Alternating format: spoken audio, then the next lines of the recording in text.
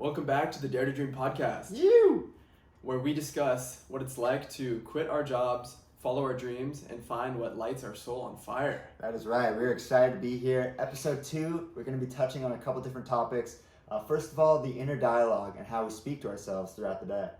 Next, we're going to cover the mindset shift that comes with being comfortable with the uncomfortable.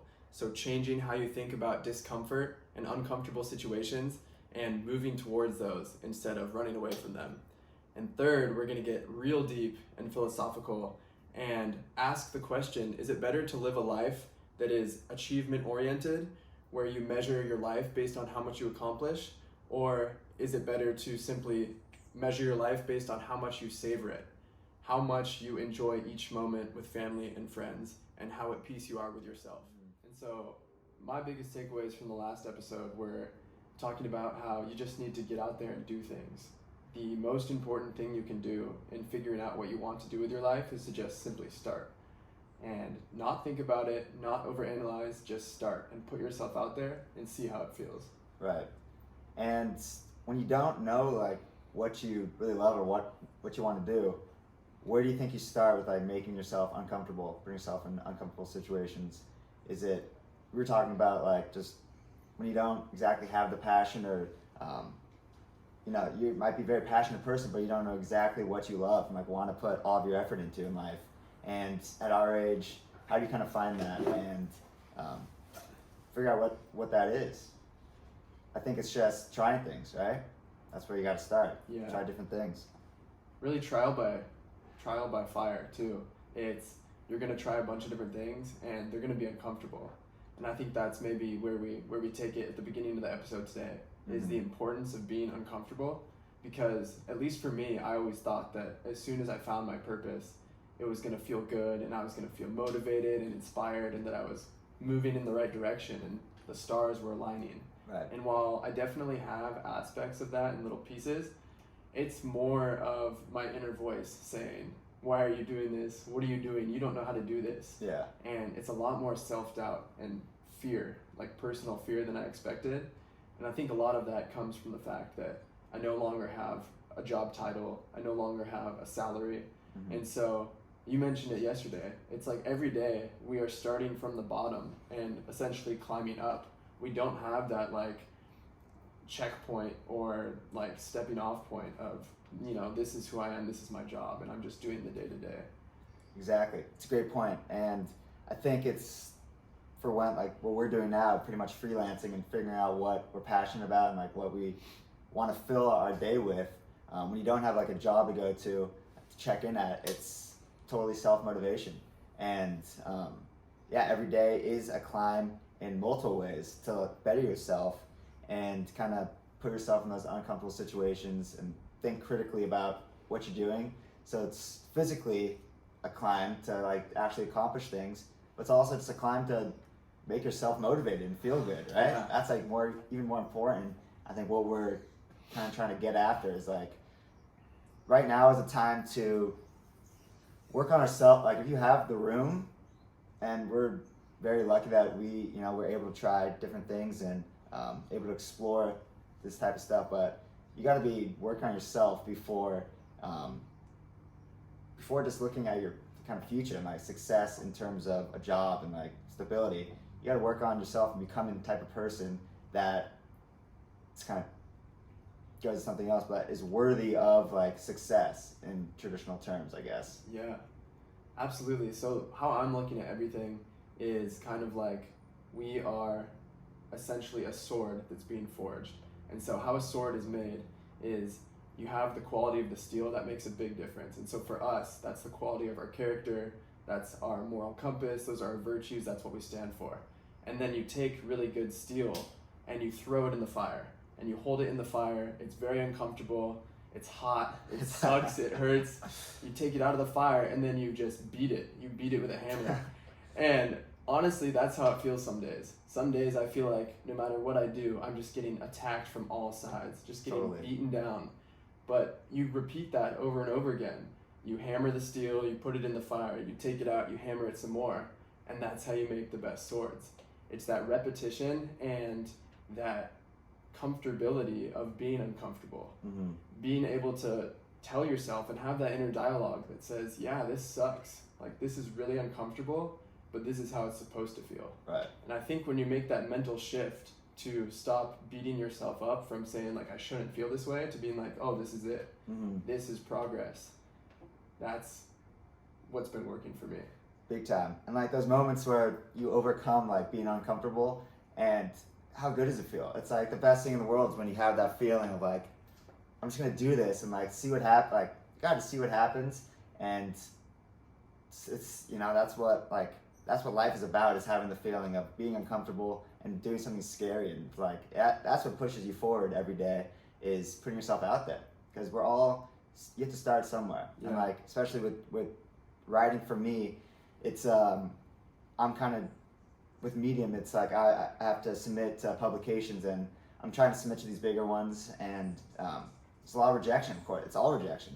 All of life is rejection, and putting yourself out there, and it's you know, obviously it's scary. It's like it's my work, and I'm submitting it to hopefully get accepted, and not a lot have. Like I've only had a couple weeks ago I had one accepted for like a bigger publication, which was the first one, but had to like work with the editor on it a little bit, and critique it, and you know, obviously positive criticism, but that's helpful. Like you gotta not be scared to put yourself out there and take rejection head on.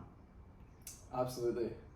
Really just opening yourself up to getting criticism, being rejected, and being vulnerable in the sense where you know that you're not who you want to be quite yet, and you're willing to take feedback from different sources along the way. Absolutely. So what are some things that you've been in your personal journey implementing to inspire you when you're feeling down? Like, where is that motivation coming from? It's a great question. You know, it's like we were talking about, just the uphill climb of every day getting up, and you gotta find motivation within just to even be your best self. It's not, you know, if you have a job, if you're going to 9 to 5, you have to find the motivation to be happy about it and make yourself do it. But also just, I feel like it's, you know, at this age where we're developing who we are and who we want to be, our core values and everything, you got to find the motivation to work on yourself.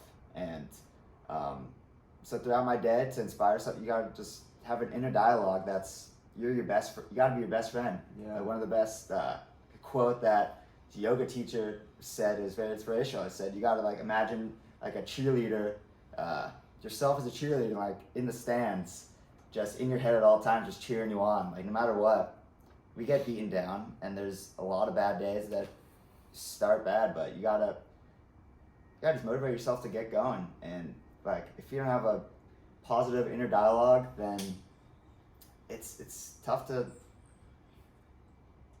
find out what life is like truly about and really suck the marrow out of it. Yeah, I love that.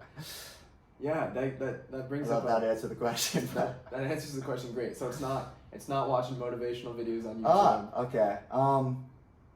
Honestly, That's some practical things. Yeah, I don't watch like a lot of videos. It's like just doing what makes me happy. Mm-hmm. Like writing is, of course, it's writing. That's what brings me to the present moment. And we get caught like just thinking about like mistakes that we made, or just thinking about the future. But like writing is just a way to like really put my thoughts on the page, and brings me to that day, to that second where I could think through like what I'm actually feeling. Mm-hmm. And it honestly just like elevates my mood all the time. And working out is huge, of course, like just going on walks, just moving. Mm-hmm. Gotta keep the train moving. Yeah. I think that's really important. Get the juices flowing. Yeah.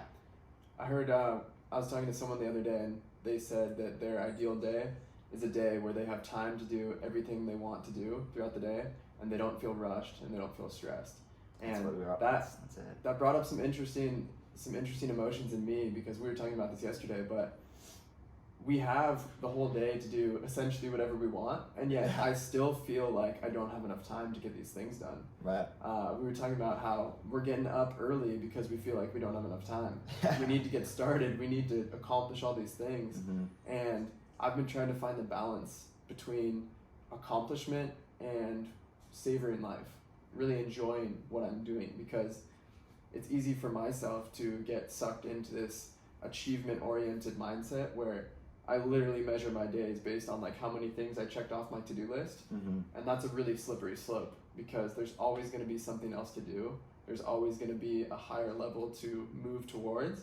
And if you're constantly worried about how much you're achieving, you might miss out on a good dinner with friends, or just simply sitting down and reading a book and really savoring the moment. And so what that has brought up for me is, what is better? Is it better to live a life where you're trying to achieve as much as possible, you're trying to have the biggest impact on the world and other people, or is it a life where you savor it? You savor time with your friends, with your family, you savor the time you spend with yourself.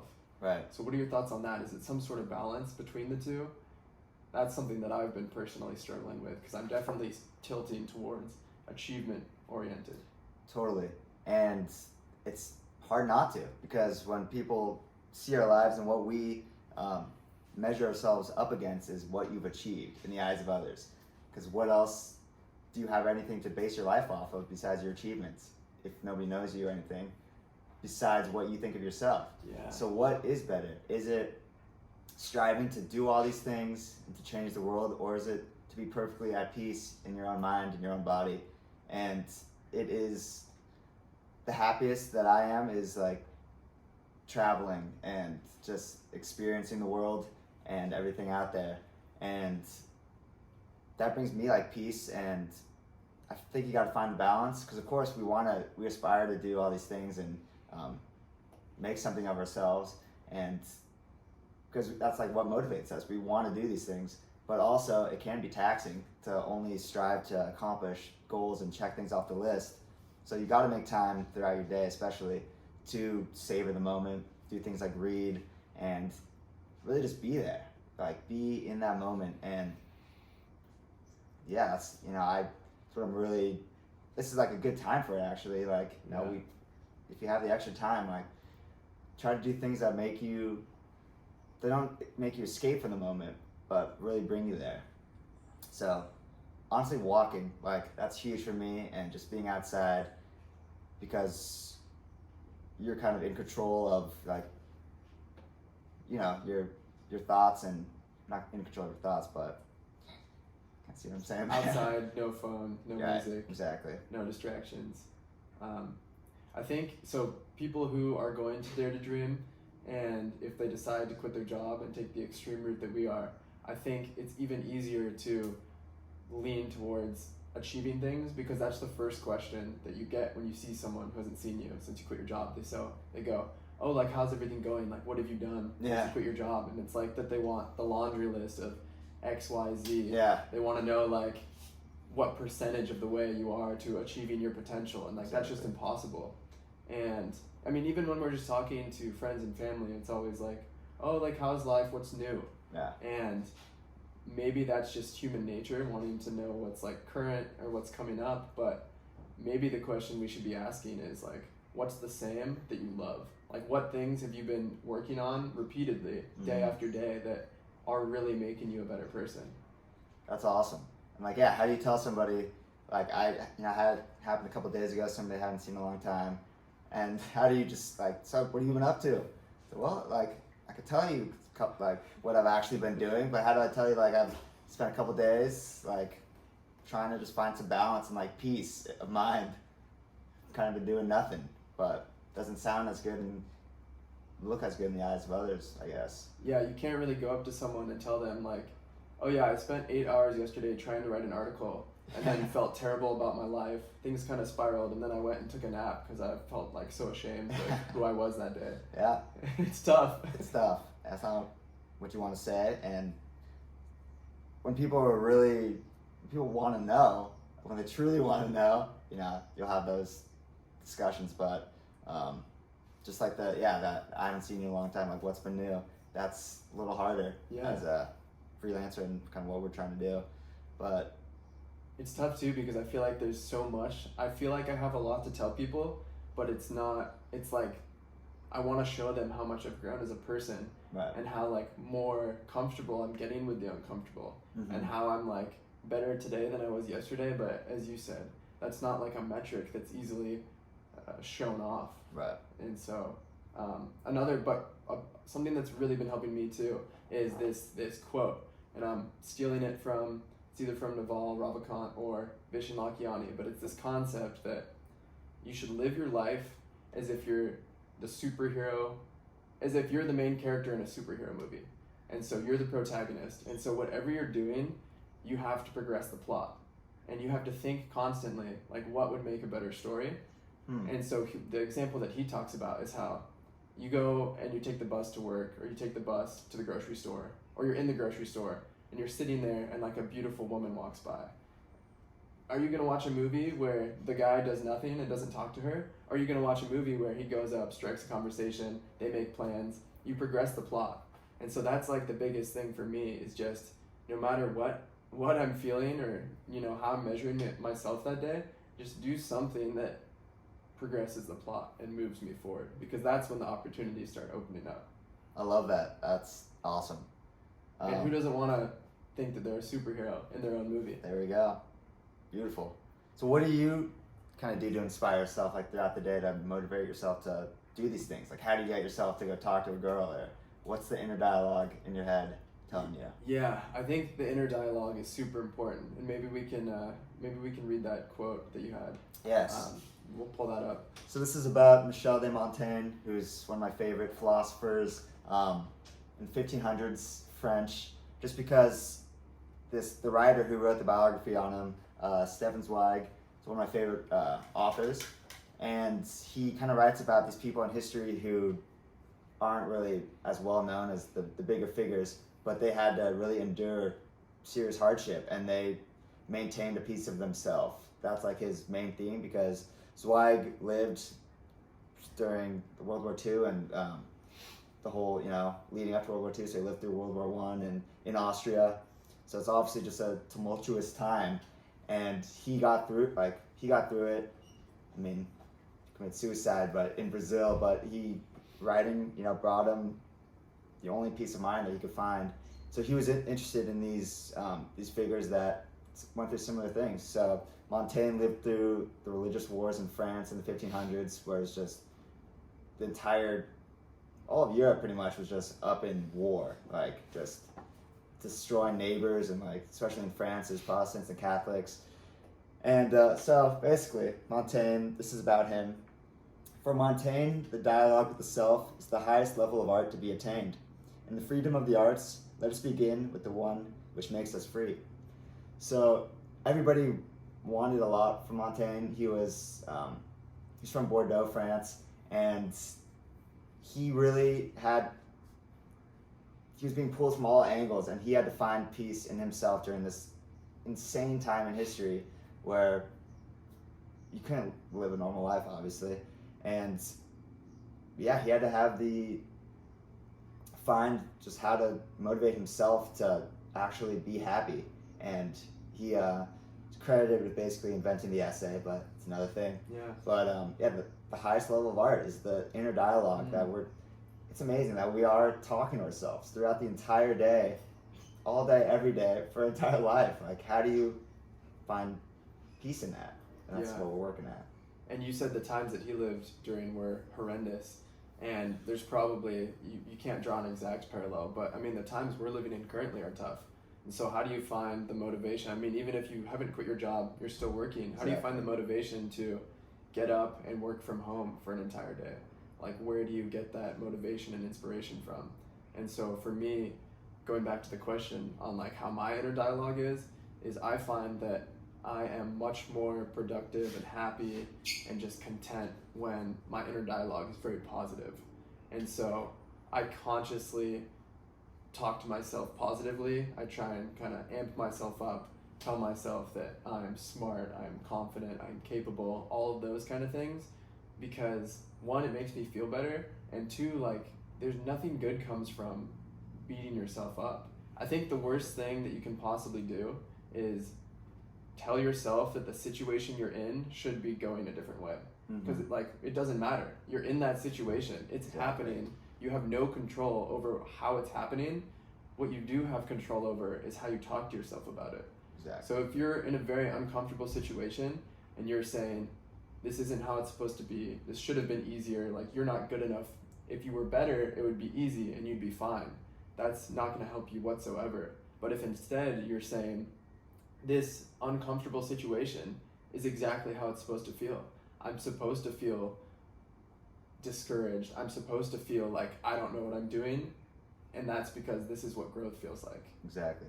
And you got to take that and just say, I'm going to flip the script. Yeah. Like, I'm going to take this uncomfortable situation and I'm going to try to thrive in it. And I will. Like, as long as I'm telling myself these positive things, you'll get through it. Like, we've been through unbelievable things in history as a human race. And we'll get through this time. But yeah, that's a great point that you made, that we are living through like unprecedented time and we don't know what the future looks like.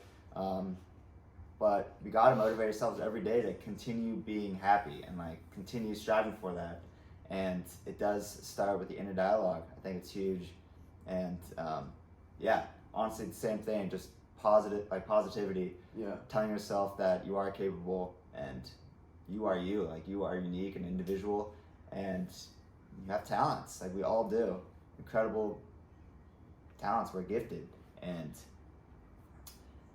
I think, yeah, more important than anything is, this kind of goes back to achievements versus just how to tell people that, yeah, I'm at peace right now. Like, that's the biggest thing that has happened this week, and that's what really matters. Yeah, but I feel like we don't measure peace as a society. Right. You know, we measure prestige, we measure job status, job title, we measure how much money you make, we measure the kind of car you drive, but we don't measure personal contentment and personal fulfillment. Mm-hmm. So that's what makes it even harder to tell other people, but I guess that just means it doesn't really matter what you tell other people. It's how you speak to yourself and how you're telling yourself that I'm on the right path and that everything I'm doing right now is making me a better person. 100%. You don't have to tell people everything. If you're content with yourself and you know what you're doing, you don't need the approval of others. That brings up a good point, though. Something that we were talking about is how I think a lot of people don't tell other people enough of how they're really feeling. So we were talking about a group of our best friends. We're all 25, trying to figure out what we want to do in the world, and none of us have it figured out, but we don't share that with each other. Right. You and I have started because we're on this path, but you know, when you get that call from your buddy who you haven't seen in a while, you're like, life is great, I'm crushing it, things are going well. Yeah. You're never really opening up and saying, I had an existential crisis this morning, you know, then I cried for a bit. And I cried and went to sleep. That's why I'm calling you. Yeah. And so I think maybe... Especially as guys. Yeah, especially as guys. I think maybe opening up and sharing more of that can, one, be cathartic and help you. It just feels good to talk about that. But two, to just kind of, especially in the times where you're not seeing the people you want to see as much because of COVID. Mm-hmm. When you go outside, everyone's wearing a mask. There's no human connection. So maybe now, even more than ever, is where you really open up and you let people in and you say, honestly, this is how I'm feeling. And then you talk about it, because chances are they're experiencing something very similar. Right. And you can either talk about it and both feel good, or you can put up your shield and act all macho and, you know, talk about how great everything is. Very true. No, that's... Yeah, honestly, it's not easy to open up to people and tell them what you're really going through. Yeah. And we'd rather smile and say everything's all right, but all the time, it's not. Like, we feel something inside, and even just the voice in your head, like, you could recall it saying, like, why aren't you telling them what's really happening? Yeah. Like, I have that voice. Uh-huh. We all do. And just, like, the best times are when you think something and you say it. Yeah, like, exactly. Just try and get that goes back to just being uncomfortable. I would call a day a success if you like did something like that. If you just divulged to a friend or stranger, if they ask for it, if you tell them what's really going on, like, I'm sure they'd appreciate it. And it kind of goes back to what success is, but that's the overarching theme here. Yeah, those good days are the days where you have those challenges that come up and you have two paths forward. One where you're authentic and vulnerable, one where you're, you know, your same shitty self that's just gonna lie about how you're feeling, and you choose to share. Right. Yeah, absolutely. I think, okay, another thing too. Yes. One thing that I've been noticing is I feel like I'll get into these moods where no matter what happens, I'm essentially in this one spectrum of feeling. And a lot of times it's like grumpy and annoyed. And so like whatever happens to me throughout that day, it's staying in the bounds of this, of how I perceive the world that day. And I recognize it. So I'll be in my head saying, why are you acting like this? Like, why are you saying these things? You don't want to say these things. You're just being annoying and grumpy. Like, no one's going to want to be around you. And it's like, at that moment, when I finally hear that voice saying, why are you acting like this? Then I can shift it. But oftentimes, it's not until, like, the end of the day that I just sit down and I was like, wow, like, I wasn't very fun to be around today. Yeah. Because I was dealing with all this personal stuff. But I think that's the biggest thing is feeling your emotions and realizing that it's okay to feel those, and then just like thinking about why you're feeling those. Once you can identify that you're in that, like you'll never get out of that little range you're in unless you can identify it. Totally. And the second you identify it, then you're like, oh, like I'm gonna stop being like that. That's huge. It's, you know, we have these emotions and these feelings all day and this inner dialogue, but a lot of times we can't trust it. It's like you're saying, we're in this bounds of like, I'm gonna be grumpy all day and I could kind of go both ways, but I'm still going to be kind of in a low mood. And a lot of times when you recognize that, so yeah, I am in a low mood today, and then it's just like this bombardment of negative thoughts all day. You can't trust those thoughts. You have to tell yourself, I know I'm in a low mood. And it's amazing that how often that happens, and the next day you get up and like everything's changed and you're in a completely different, you're in a better place. Yeah. And then you're just back to positivity.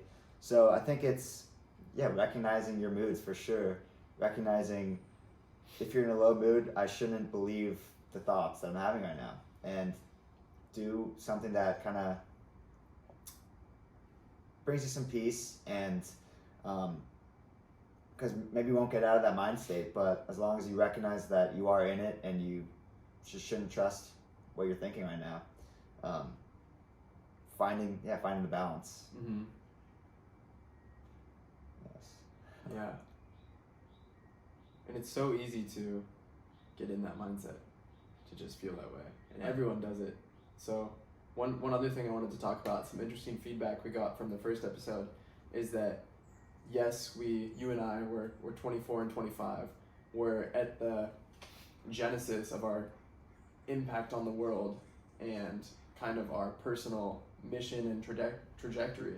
But what's really cool is that I've had a lot of older people reach out and say that what you guys are talking about and all the issues you guys are facing is exactly what I'm facing at 55, 59, 62, because a lot of our parents are at the stage where they're just wrapping up their career. They're wrapping up how they made money, how they provided for us, and now they're shifting into that next phase of their life that's more focused on contribution and how they want to give back. And so my mom was telling me this, and like a lot of my mom's friends are figuring out what they can do now, like what new company they can start that's going to bring more joy into the world and help people. And so I just thought that was really interesting. I never really thought about it, but it's not that these situations come up at the beginning of your working life and that's it. Like these are going to come up along the way. There's going to be lots of transitions, and just being comfortable with the uncomfortable is how you are going to get through those. Big time. Having the same mentality through the highs and lows, that recognizing when you're in these different states of mind and that you will get through it. But it's very interesting that this isn't the only time we're going to be having these thoughts. This is just the beginning, and trying to figure out who we are. That is a lifetime pursuit. And as long, start the work now. Start working on yourself more than anything. And recognize the type of person you are and when you're in a bad mood, in a low mood, why you're feeling that way, and how you could get yourself to kind of train yourself to just shift your thinking and not always believe your thoughts, because it's not just now that we're going to be going through this. And just about transitioning through our entire lives to kind of doing these different things. Yeah, it is. That's interesting. It's a lifelong pursuit, and what I've realized recently is I don't think I'm ever gonna feel like I made it, air quotes. Right. I'm always gonna be striving for a new project, a new job, a new career, a new thing I'm implementing, and I'm always gonna feel like I don't know enough about it. But once I start, I'm gonna just like start bringing in all the inputs that I need, learning what I need. But when I achieve it, there's gonna be something else. And so I think it's super important to realize that you're never gonna feel like you made it or you're quote unquote successful. It's just learning to love that process of working on yourself, facing the unknown. That's really where I think you derive happiness. It's not the feeling you achieve once you attain your goal, because as soon as you do that, you set a new goal, and then you anchor your happiness at some point in the future again. So maybe you're happy for like 2 days because you got that promotion, but then you immediately start looking at the next promotion. Right. And so if you can derive contentment and pleasure from just the process of improving, that's, I think, the key to life. Totally. Like if you think of any successful person, big names, they love the journey more than anything. When you get to that David Goggins animal, he's all, in his in the book Can't Hurt Me, his autobiography, he's always talking about, he's always never happy with once you reach the goal. Yeah. So you never are. Kobe Bryant, he loved the process more than anything.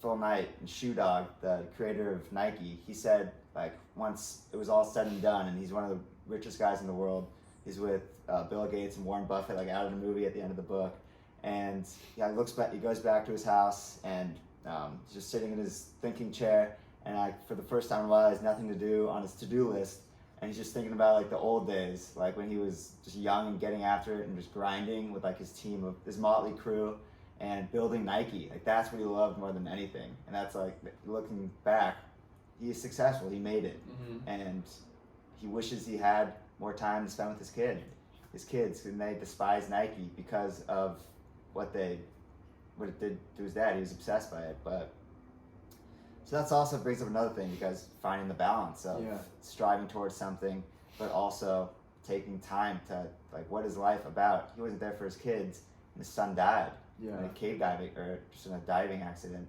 and he regrets that more than anything, that he wasn't there to spend time with them and appreciate those days when he was grinding, and also that he was like raising his family. I thought that was pretty wild. It is interesting though that when you look back on your life, the hardest times, the time you spent grinding, the time you spent working on something that you felt like you had no idea what you were doing with it, is some of the happiest and most fulfilling. Yeah. And so that's like a perfect transition. I've been excited to tell you about this. I'm excited. But I wanted to give you an update on what's been happening in my own life. And so I had about 2 weeks after I quit my job where I was writing a lot, publishing it to my website, we were recording the podcast, and I was really looking for my path and what was gonna be the next chapter of my life. And the stars did align this time. And I was introduced to my business partner and co-founder, his name's Timothy John Harrison, and him and I are starting a coaching-based nonprofit. And so the vision of this nonprofit is a world where people who strive to reach their full potential are inspired and equipped beyond environmental and personal limitations. Our mission is to make top-tier executive coaching, leadership development programs, and holistic educational resources available to all. The name of the company, you're gonna love this, EPOG Academy. It's EPOG. It stands for the Enjoyable Pain of Growth. Wow.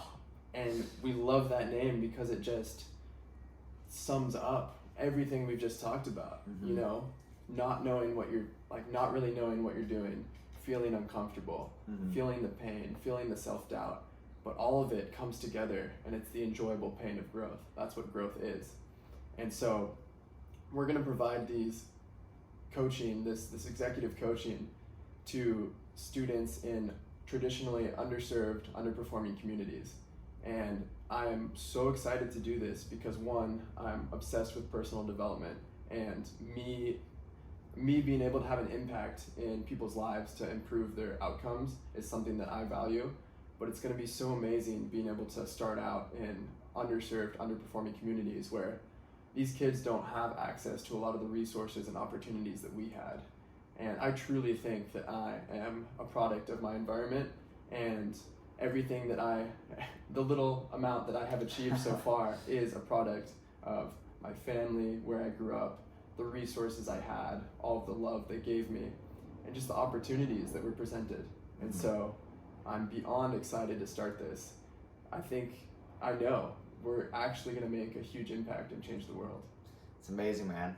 Awesome to hear it. First time I've heard it, that's incredible. Because we like what we talk about often is using like what we've been so blessed to have as an upbringing and great family and people who are supportive in what we do. And a lot of people don't have that. And it's amazing that you're doing that. And I know it's going to be successful, and very excited for what is to come with that. Yeah, I'm super excited, and it was so cool. Like, when I say the stars aligned, it really couldn't have been more serendipitous. So I had a stranger reach out to me on Facebook because she liked some of the writing I had done, and the article I'd written was talking about my mission and my goal in life. And so she messages me on Facebook and says, "Hey, I am taking a coaching class in San Diego with this guy who has like the exact same mission and vision as you. I'll introduce you guys." And so like we start, just messaging on Facebook. It's a little weird, like never met this guy.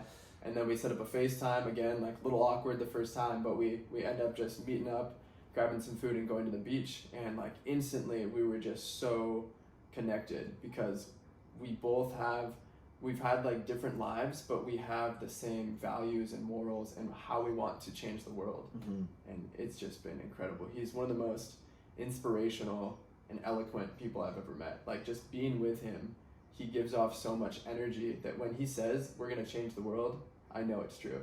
Wow. And it's amazing. And going back to what we talked about in the first episode, everything going on in the world with George Floyd and Black Lives Matter, it was tough. It's been tough for us to figure out how we can actually do something about it instead of just feeling guilty because we're two privileged white men. Mm-hmm. And so I'm so grateful for this opportunity because Tim is African American and he's looking to give back to Black communities and traditionally underserved, underperforming communities. That's where we're going to start. Mm-hmm. And so I'm now getting this opportunity to have an impact with a demographic that I realistically probably couldn't have reached without him. Right. So we're coming together and like we're so excited because him and I are so similar.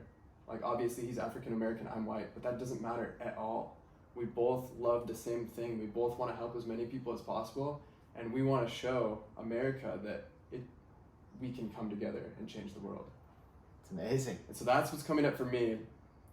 Like just talking about feeling overwhelmed, feel that constantly because we're just incorporated as a nonprofit on Wednesday, and now we're just trying to get a startup company off the ground. And wow. So anyone who's done that, anyone who's read about it knows that you're constantly drinking, you feel like you're drinking water from a fire hose. There's 1,000 things to do, 1,000,000 things to do. And for someone who's achievement oriented, it's tough because maybe I worked 15 hours the other day and got a lot done. Mm-hmm. But when you compare what I just got done to what needs to be done, it's less than 1/10 of 1%. So that's what I've been struggling with, trying to figure out how to like feel good that I'm doing the right thing, that I'm making progress. But what I have noticed is even if I kind of feel like I didn't get enough done throughout the day, when I go to bed and I think about what I'm doing, like the mission and the purpose of this company we're starting, it just lights my soul on fire. There it is, baby. And it's incredible. That's awesome. Yeah, like we're talking about achievements throughout the day and getting things done. How do you feel about making time to do things like just being out in like nature and make time to be with friends? And how do you feel about like feeling guilty for doing that stuff? Do you have to tell yourself and like talk yourself out of it? It's now that I have this big never-ending task of starting EPOG Academy, it definitely is harder to make the time to work on myself. Mm-hmm. But I realize that, and sometimes I realize, I catch myself a lot of times thinking that I don't have time for myself. But when I am being introspective and thinking about everything correctly, it's that I can't do good work starting this company and have a positive impact in the world if I haven't done the personal work first. So still making time to meditate, still making time to exercise, to read. That's a big thing. So our company we're combining education and personal development. So we want everyone who works for us to be interested in personal development. So that's like a key aspect, is always working on yourself. And so I try and do that in the mornings. I'll wake up early and I'll do my personal routine, and then I'll work on Epoch Academy for most of the day. But it's still nice. I mean, I'm my own boss right now, so if I am feeling a little burnt out and overwhelmed, I can take a break. I can go read, I can go meditate, I can do that kind of thing. So to answer your question, yes, it's definitely gotten harder to allocate the time to work on myself, but because of our company culture and because of all of the inner work I've done myself, I know that in order to do good with the company, I need to do good with myself first. Yeah, it's I won't say catch-22, but the company is about like self-improvement and being your own best friend, and like there's a lot of people who don't have that training. It does take training to learn. You have to learn this stuff. Like we're not born with I guess some people, but the intuition to know that you have to be telling yourself these positive things throughout the day to make yourself move forward, keep the train moving. And it does take work, but honestly, that's incredible what you guys are doing, and I'm excited to see what happens, and it's amazing, inspiring. Congratulations. Can't wait to see what goes, brother. So that's going to wrap it up for episode 2. That was a lot of fun. And we're going to leave you guys with a quote from one of our favorite Russian authors. It's Fyodor Dostoevsky, who was an author from the 1800s. And he said, never lie to yourself. Don't lie to others, but least of all to yourself. What do you really care about in love? Who are you? One of the very worst self-murdering lies that people tell themselves is that they are no good and have no gift and have nothing important to say.